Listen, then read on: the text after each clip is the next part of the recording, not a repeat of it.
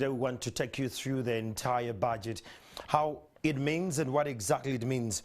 Of this, the budget that was actually read today, we have quite a lot that is going on, but I'm just going to help you to break it down in the budget today. If I could just have my my knife there, and then we just go dive into it.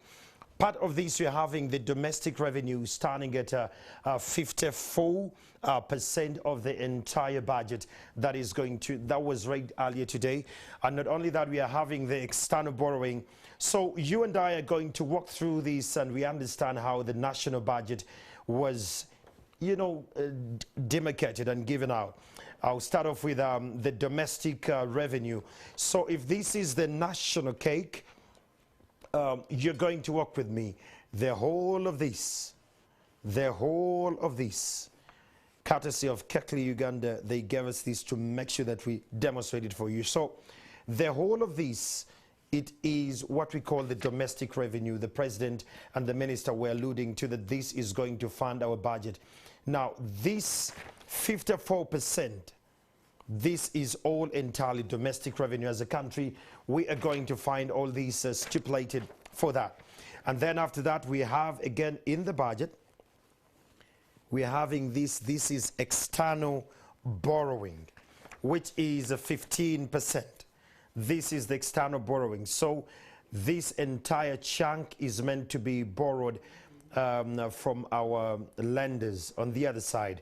Keep note that at 15% of the external borrowing, we are having already 32% of the national budget financing our debt. And after that, we have what we call the domestic borrowing. Government this time around came around and said that it's going to be borrowing from the banks.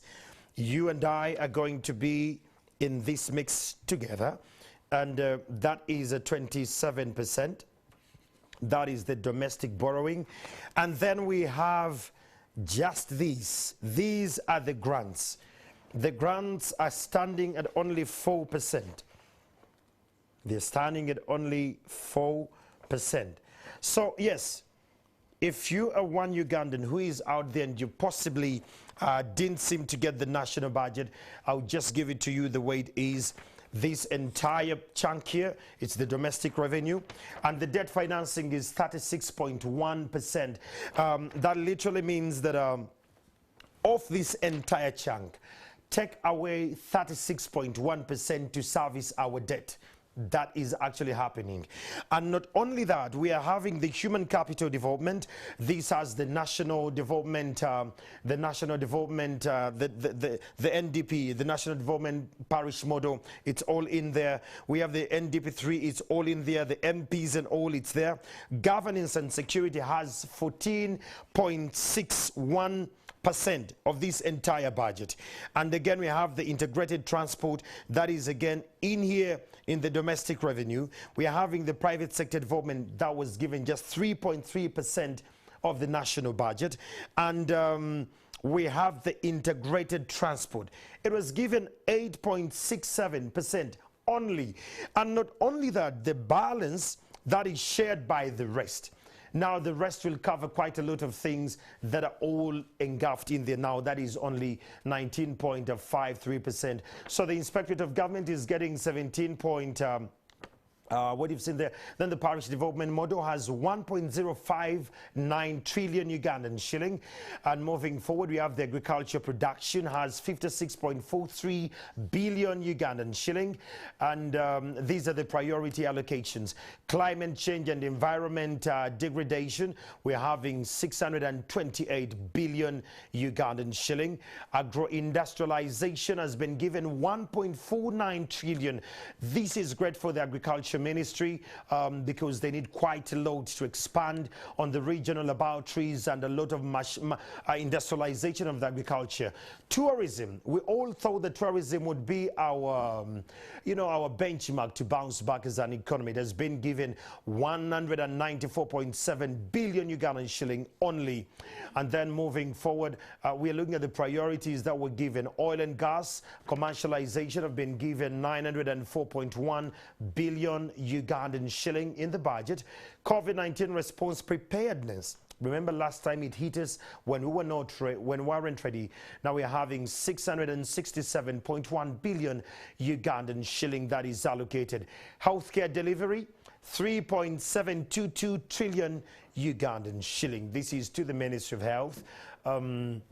Well, so far so good, but we needed more. Water has been allocated 1.027 trillion Ugandan shilling because some places in the country are water stressed. Education and skilling, the sub progress, there we are having 4.14 trillion Ugandan shilling. Transport infrastructure, 4.3 trillion Ugandan shillings. Moving on, a couple of other sectors, power infrastructure has been given 1.573 trillion Ugandan shillings. And ICT and digitalization. You and I have always been talking about digitalization and all. It has just been given 124.5 billion Ugandan shillings. Salaries of medical workers, scientists and science teachers, 495 billion Ugandan shilling. Local government financing is gold, 5.1 trillion Ugandan shilling. And still in the same, peace and security, 112.5 billion Ugandan shilling, respectively. And still in the same way, judiciary has been given 381.6 billion Ugandan shilling. These are priority areas. The DPP has been allocated a 95.0 billion Ugandan shillings. Uganda Police has 876.4 billion Ugandan shilling. That is to the Uganda Police. And prison service have been allocated 308.7 billion Ugandan shilling. And still in the allocations, Inspectorate of Government, that is 79.4 billion Ugandan shilling allocated for them.